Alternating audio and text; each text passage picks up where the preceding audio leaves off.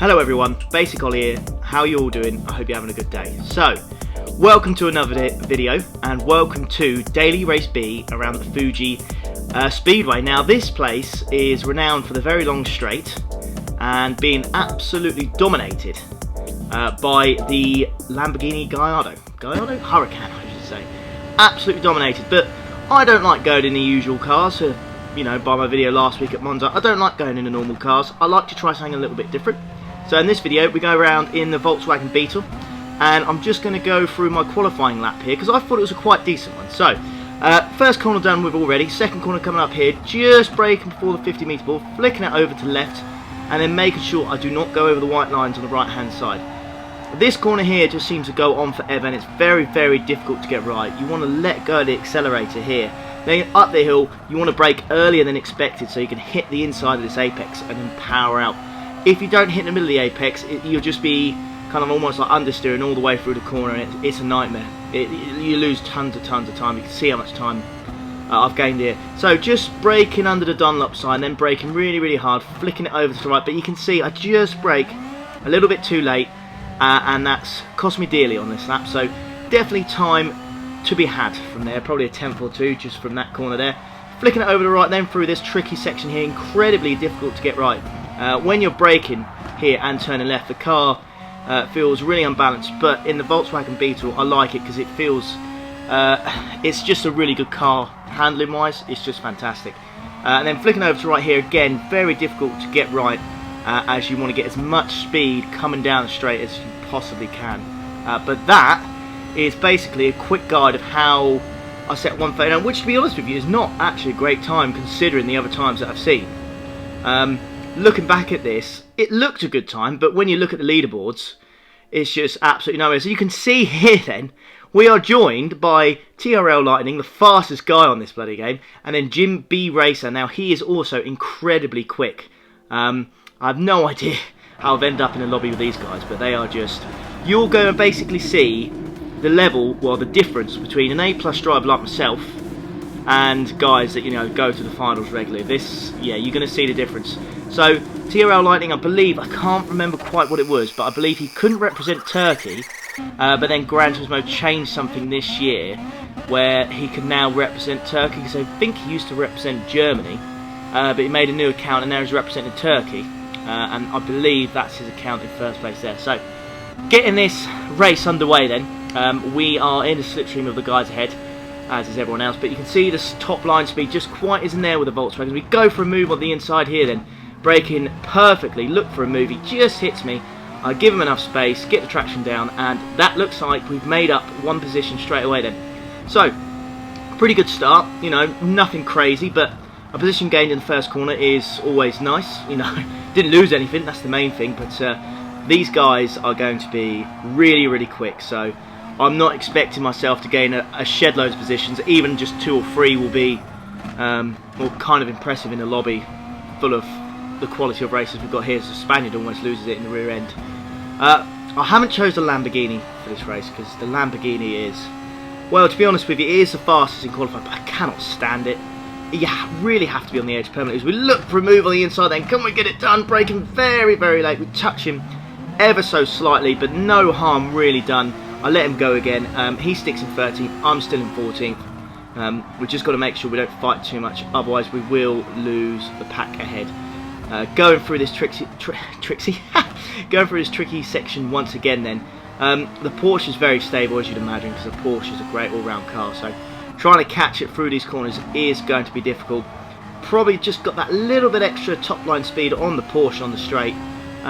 Bit unusual to pick the Porsche on a track like this where it's got such a long straight that seems to go on for ages, but everyone's got their own preference, I guess. It doesn't matter what technically is the fastest car, you need to pick the fastest car for you, and that's why I'm not in the Lamborghini. I like something that's very stable. As long as you're in the slipstream of the guy ahead, it doesn't make too much of a difference. Look for a move on the inside then, can't quite get it done, and there's quite a bit of fighting up ahead, but me and this guy here, we're going to have an epic battle during this race, I can just see it. So coming up to the second corner then, this is very difficult to get right. You really don't want to take the mick, go over the white lines. It really, really will punish you. The track limits on that are very, very harsh indeed. He goes a little bit wide, touches the grass. I'm going to go for a move on the inside here. Look for it. Can we get a move done on the outside then? Because he's defended it quite well. We're going to go for the undercut here. Over and under. Can we get that done? No. You see, he parked his car just in the right position. I couldn't quite get it done. He defends very well there. I thought I was going to get the move, but fair play to Big Boy 1978. We look for a dive on the inside then. He just moves in the braking line. It just means I just give him a little nudge. But again, we're just going to let off, ease off. We're going to let him go again. Very, very good tight racing here. It's literally on the edge of trying to beat him. He goes wide here then. We should be able to get a good run up here through the uphill section. But again, very, very difficult to get a move done. I'm looking for the inside on that corner. But that Porsche is just so good around the corners and got such good traction, especially in second gear. It's so good for putting the foot down. He goes wide again. Look, can we get a move done here then? Oh, he's gone really wide. He's definitely gone off. Can we get the slipstream with the guy ahead to put us ahead? Just gives us a little nudge and just give him enough space. Another one there. And that looks like we have managed to get the move done. So, P13, 3 laps in. This is a good race. It's strange. You don't have to be at the front to have a really, really good race. You really don't. Even some fights at the back, even these high-rated lobbies, are really good. But this guy here pulls off an outstanding move on the inside there. Brakes really late. Maybe I was very cautious. I probably was, to be honest. Looking back at this, it wasn't fantastically good. But when you don't have the cones on, that sounds strange, but braking points there at the end of a really long straight are difficult. And we can see the Italian there has gone off. Is he going to hit me as he comes back on? Very, very close. So that's another position then. I'll take P13. There you go. Still eyeing up this guy ahead, and he's just lost the rear end a little bit there, and that's caused us to catch up quite a bit. So let's have a little recap then. So we've got about 1.5 laps left. Only 9 seconds behind TRL Lightning. So in the 2 laps, I've lost, what, 4 seconds, and I've been fighting with this guy. Oh, massive dive on the inside here. Let's tap him again. He's just moving ever so slightly in those braking zones. It's nothing major. So yeah, again, it's just good racing, to be honest. Just to let him go again. There's no point fighting over it. It's ridiculous. You know, this is a good battle. I don't want to start hitting him ridiculously hard or, you know, force my way through. I enjoy these battles. It's a real shame though, what I will say, is when you're highly rated, like say if you're an A+ or an SS, whatever, and you've got over 50,000 points, if you're in a lobby like this, if you finish like, I don't know, below the top 10 or whatever, or in the top 10, not the top, if you finish outside the top 10, if I can get my words right, you lose so many points, it's so difficult, and when you've got people like Lightning and Jim B Racer in your lobby, it's almost impossible to be near the front or get a podium as such. So you've really got to make the most of your opportunities. If you start at the back, you will get some good races, but you're not going to make up too many positions, unfortunately, unless it's a longer race and something drastic happens. You know, people start taking people out. But lap 4 then, another lap coming up, facing this guy. Can we finally get past him? He goes wide there. We're looking for a move. See, he's gone off there.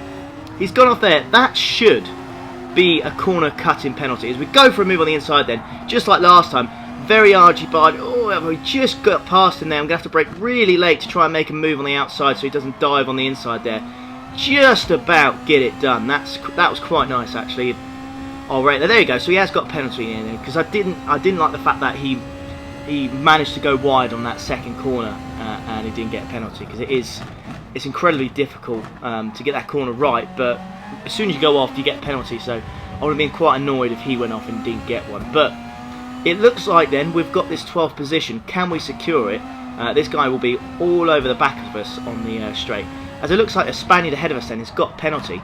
Is he going to be serving it before the end of the race? It looks like he's going to. However, he is in the Lamborghini, and that has got significantly more top end speed. So by the looks of it, half a second, it's just not going to be enough, unfortunately. But we look like we've defended from the guy behind us. Great race with him, really, really great. But we're going to cross the line then in P12.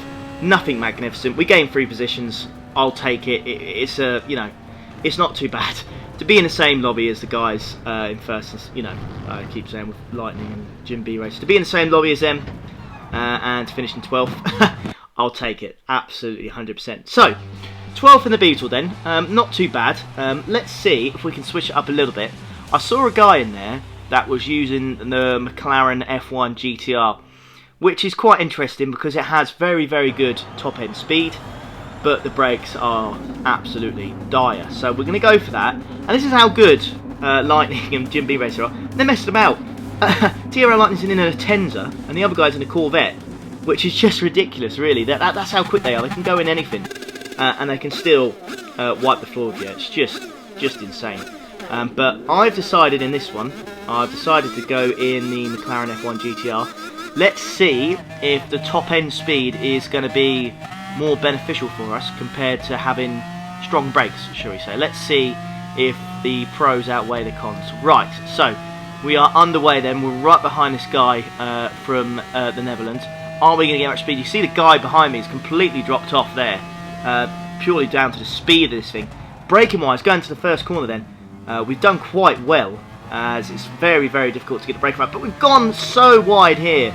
The understeer in this car was just a joke going to that first corner. I don't even know why it was like it. I have absolutely no idea, but never mind, we'll crack on, and then go wide again. You can see I've just had no practice in this thing.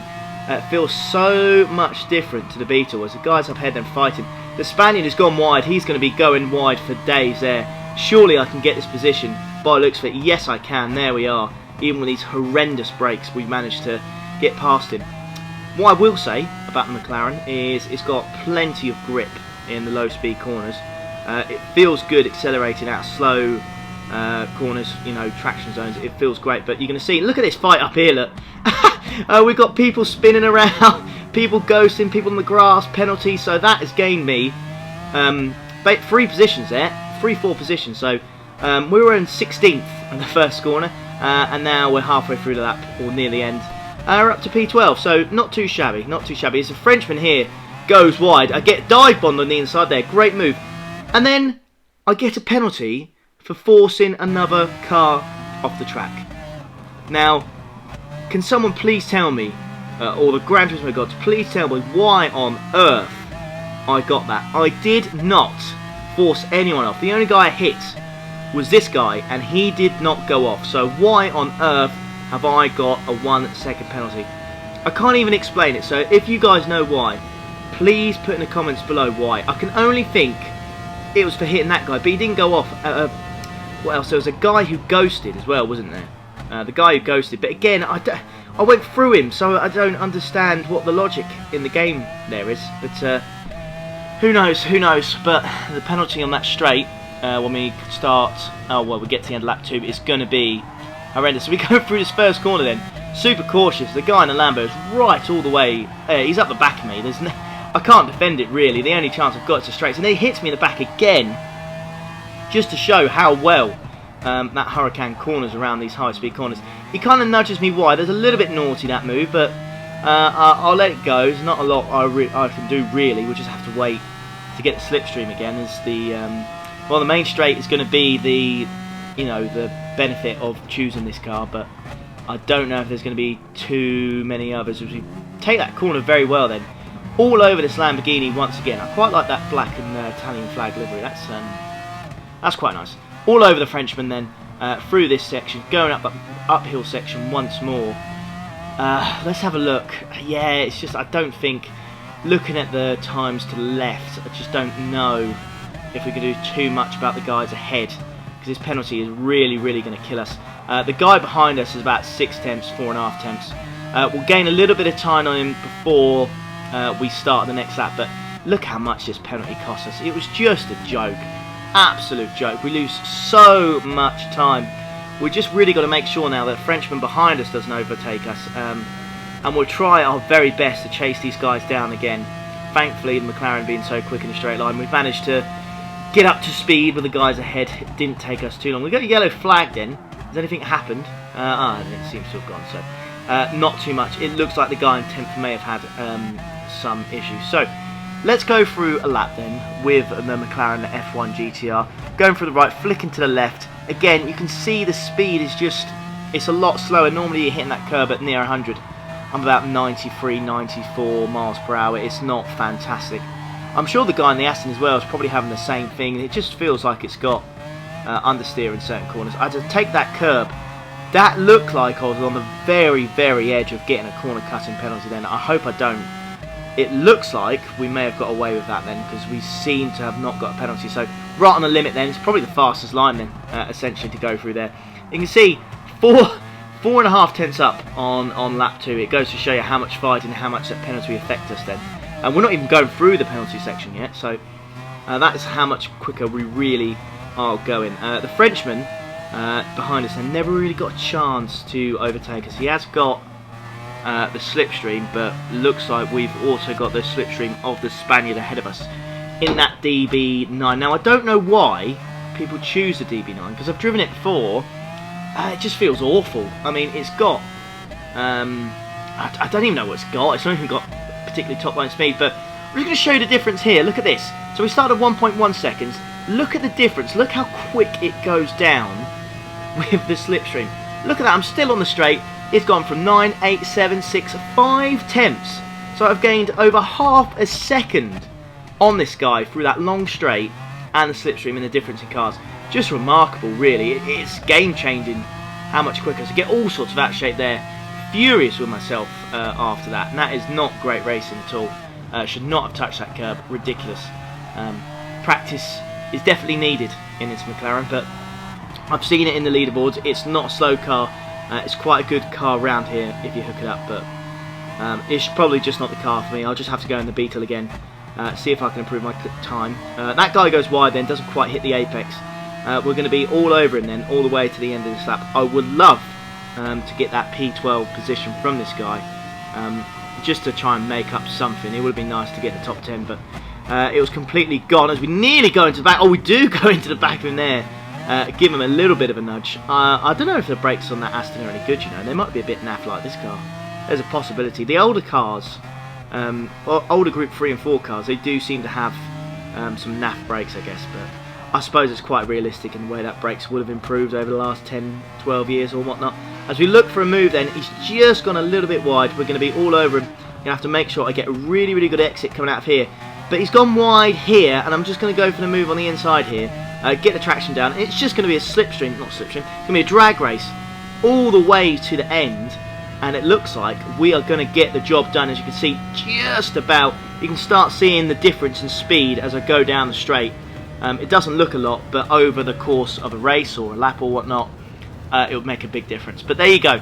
Yeah, it was, to be honest with you, it was, both the races were just really entertaining. They were a lot of fun. I know it was at the back, and I'm sorry that I wasn't winning the races or whatever, but what do you expect when you're in a lobby full of guys like that? But there you are, folks.